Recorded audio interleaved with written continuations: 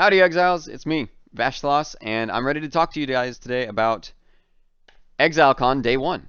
I have some notes written down here, and I'm going to try and get through this as neatly as I can. I stutter or sometimes mispronounce things, or sometimes just need time to organize my thoughts, but I'll do my best. So here we go. Path of Exile. They're going to be split into two games now. Path of Exile 2 and then Path of Exile 1. I think it's smart. Makes sense. If they tried to combine them, they were most likely going to upset somebody along the way. So now they have best of both worlds, but kind of nervous. What if they end up competing with each other? Time will tell. Now we're going to get into Trial of the Ancestors. This is for Path of Exile 1, just for clarity. And in this expansion, you will visit the Karui Afterlife and defeat 10 tribes in a series of tournaments to earn valuable new rewards. And this gives me huge arena vibes. I love it. Assemble your fantasy football team and go make a touchdown in Totem Town. Let's fucking do it. So I'm excited. I don't really fully understand everything that the mechanic will entail, but it gives me big Leo in the basement vibes where like he's hanging out there and he's like, "Oh, you want to fight? Come on then." Or it also makes me think of Ultimatum a little bit. I won't try and expand on the Ultimatum thought too much, mainly because it's just a general idea, maybe because the arena's a circle. I honestly don't know. It just makes me think of it. And we're going to move on. Journey to the Karui Afterlife. This is referencing a little bit of the lore, I believe, and like the Karui warriors that you'll be employing or combating against. And the tournament is engaged with by a silver coin. I believe you're going to provide this, and it's similar to a map, maybe? Not sure. I'm going to leave that. I like to leave some things for surprise, so I'm not going to try and like dissect this as if it were some sort of, science experiment. Assemble your team. We just talked about that. Adorn your soul. The tattoos, I think, are very cool. I'm very excited for a few of them specifically, such as increased mana reservation efficiency of skills. The omens, I am in love with their icon art. I think it's very thematic. I think it's very PoE. And honestly, I think I'm most excited with these things specifically of like what other people are going to be doing with them. Like, I feel really stupid in Path of Exile sometimes, and I am utterly amazed at others' ideas and the concepts they're able to, mix and match. So this is another element that I can't wait to see some real wizards come out and flex their muscles. Claim exclusive unique items. I don't really understand most of these. They're kind of confusing in terms of wording. I know he said that this is going to be like some sort of defensive powerhouse chest plate. And this one just seems like RNG, and then Arohangui's Tending seems to be a massive amount of recovery quality of life. I can't wait to see the full roster of uniques when it comes to that. Sanctum is coming back. Basically, the way it's going to work is Sanctified Relics will not return, but whenever you kill Lycia, she will always drop a unique relic, and then she will also always drop a unique, I believe. The Sanctums will drop as a full floor, so like, full floor 1 or full floor 2, or I'm not sure, since back in the day you had to do like 32 maps or something along the lines. I'm not sure how they're going to break it down in terms of like, does it just always result in the final floor being Lycia? But ultimately you can trade them, and I think that is really cool, because if you can't do it, then maybe somebody else can, and the value may not be 100% equivalent, but maybe like, hey, like they said in the actual interview, it has a Mirror of Kalandra on it. Is that 80% of the value? Is that 50% of the value? Nobody knows. You could get it, you could not. We're going to move on. Customize your endgame. This is probably the thing I'm most excited about out of all of the Trial of the Ancestors presentation. It's that this is fun for fun's sake. That wording specifically is something that I wish every developer for every single video game I play takes to heart. At the end of the day, I just want to have fun. And whether that means like being able to purchase the items I need from trade site, or whether that means having a variety of choices for my character to explore, or if that means having the tools necessary nearby in order to conquer the challenges put in front of me. All of these things contribute.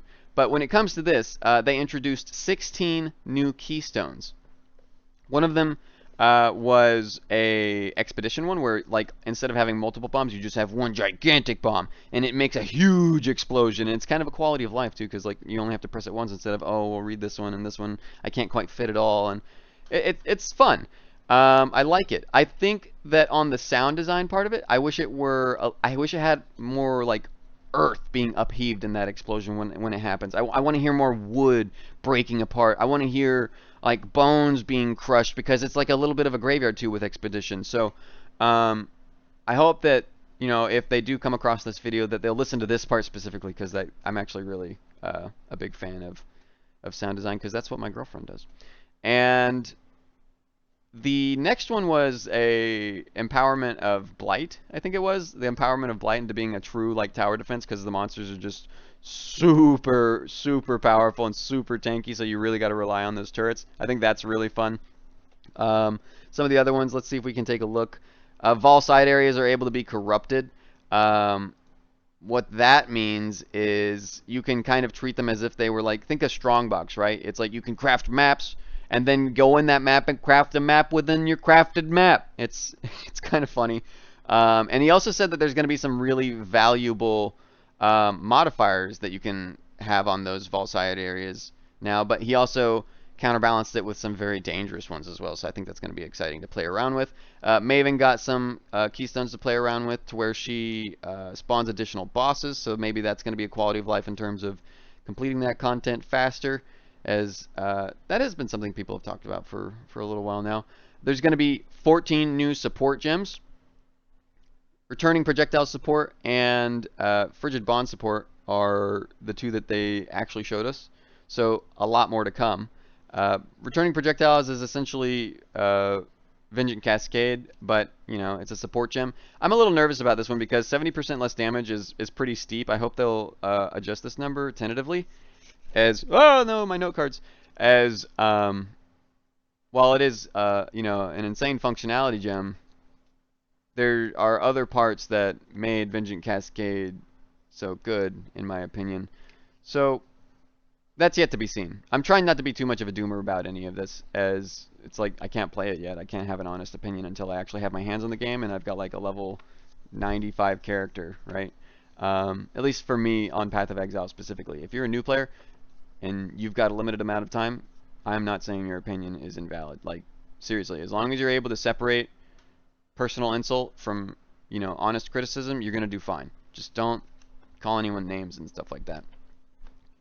Moving on. Guard your allies. Guardian got a little bit of a rework. I'm going to be honest with you guys. This one made me a little sad. And the reason being is that with Unwavering Faith, we lose a lot of armor and physical mitigation from Radiant Faith. And Radiant Faith is kind of the same. But ultimately, I feel like the way I enjoyed Guardian got nerfed pretty heavy-handedly. I don't really care about, Unwavering Faith now, because it's just like pure regeneration. Maybe it's more of like an aura stacker kind of aura bot ascendancy now. With Frigid Wake, the link skill that I was just talking about. Maybe you could go like a party of 4 people, and then everyone takes Bastion of Hope, and then everyone goes Frigid Wake. And, everyone just is like empowering each other. Everyone has like a dot ability connected, running around. It's silly. I'm sure there's something here, but I'm really sad that my favorite, minion build that I've made, or maybe the only minion build I personally have made a guide for, is not even surviving a single patch, and it's losing Onslaught. You're losing 10% more damage, I think. You're losing 20% elemental resistances off of Radiant Crusade. On Unwavering Crusade, we are losing Intimidate and Unnerve. I think maybe the 10% more damage was from one or the other. I have some of the stats probably mix and matched. I won't, try and nitpick or be so precise. But with, Elemental Relic on kill, that's pretty sad for like bossing, which I felt like Guardian was really great at. So I don't know how the on kill is really going to benefit us in any way. So maybe Unwavering Crusade is now just a dead ascendancy point, which could allow you to explore in other ways.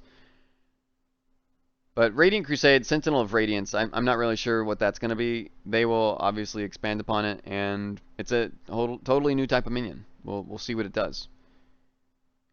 I think that's about all I have to say about Guardian. I'm just kind of sad about it because I spent a lot of time on that other build, and now it's gone. GGG, please take a second. Take a second look. Spare me. Chieftain, this is like a huge rift in the community. Some people say it's great. Some people say it's terrible. I have no idea. I don't really play Chieftain all that much. So I think this is going to have to be a big old wait and see, right? Like, again, with everything else that I just said, we don't have our hands on the actual patch yet. We don't have our hands on PoE 2 yet. We have to wait and see. They're going to be having a bossing event. And I think it's hardcore solo self-found, and the goal is to kill all of the Uber bosses first. Good luck to like the 10 people in the world or something that can actually do that. And then there's a whole bunch of new supporter packs. Maybe I'll go over those in a new video just for funsies. But that about does it for the day 1 recap for Path of Exile 1. Path of Exile 2, I think I'm going to go over in a second video. So I hope you guys have a great day. I'll catch you next time, maybe in the next video I'm about to post. I will be live streaming today, so don't forget to tune in on twitch.tv/Vashtalos. And like, subscribe, helps me way more than you guys know. Join the Discord so that you can see whenever I go live on Twitch. And whatever else the community is up to. I posted a lot of art that I had framed just this evening. Got some frames yesterday, and they look really great. I hope you guys will come by. See you there. Bye!